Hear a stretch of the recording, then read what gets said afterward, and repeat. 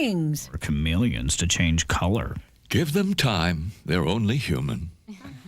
You know, just as leash-free areas are a sign that we're becoming more enlightened about our animals' needs, the woman in our next story is an example of how some people are experimenting with alternative ways of solving problems with our pets.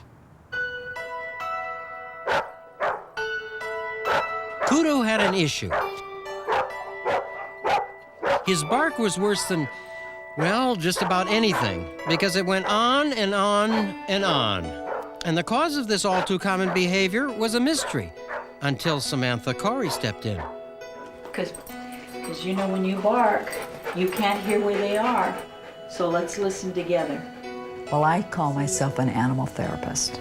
I communicate with animals telepathically, non-verbally, meaning I receive visual flashes, impressions, emotional impressions, visual impressions, and then I have the ability to give clear visual information back so that we have a two-way conversation. Kudo's owners, the Guziaks, weren't too sure about all of this at first. I kind of expected her to say, oh, he likes dog biscuits or something that was very general. And she told us things that no one else could have ever told us. It was just too much information and too much detail for me. I was very amazed. We thought we had lost our marbles because we were so sure this was just another, you know, gimmick. And then she came back and after having the chat with the dog and verbatim things that there is no way. And I would say to Barb, did you tell her that? And she would say, no, did you? Because if you bark, they want to put you out. Come here.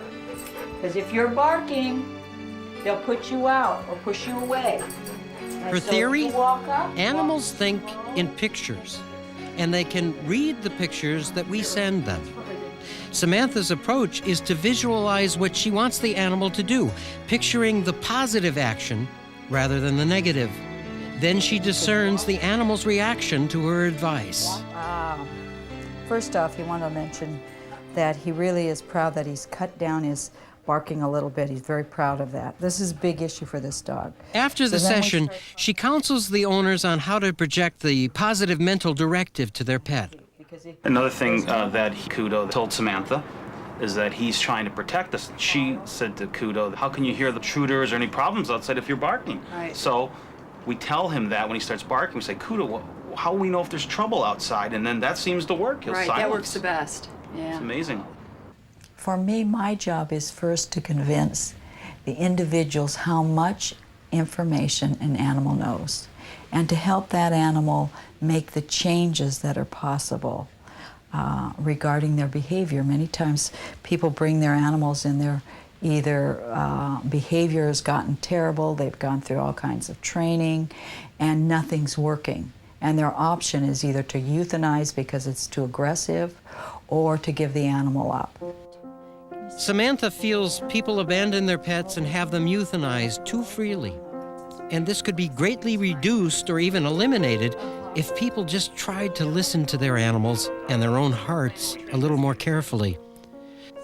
I want to find out if he's having any kind of weird headaches or anything. The Guziaks first met Samantha when their other pet, Moondog, was diagnosed with cancer. In life, you all want some hope, something to grab onto. And that was part of the skepticism. Is this false hope? Is this a, lotion potion, But it was legitimate. And she said things when he was going through his cancer and we started the treatments and we didn't know if he'd have surgery. She said, no, he will not have surgery. And we were faced with a difficult decision where the veterinarian said he will die within a month to 2 months. And now the vet shakes his head, says, I don't know what's going on. This is a mystery to me. He looks great. No one's ready to write him off yet. So I think it gave me hope at a time when I needed it. And from that, we've been able to really enjoy the time we've had. And that's been real positive. Samantha's wish is that people keep an open mind about her approach. She sincerely believes, as do those whose lives she's touched, that it can lead to happier pets, happier owners, and a better bond between the two. It's almost as if I can hear the responses. And I'm not suggesting that we're talking to one another, but it's as if we're in tune with one another more. Some people may be skeptical about Samantha Khury, but the Swedish government isn't.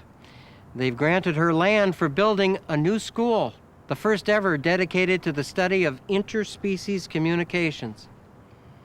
Whether or not you're a believer, what we can take away from her story is simple. Be there for your pets, because your pets are always there for you. I'm Gary Burghoff for Pets Part of the Family. See you next time. See you, Gary. See you, man. Bye, Gary. See you next time.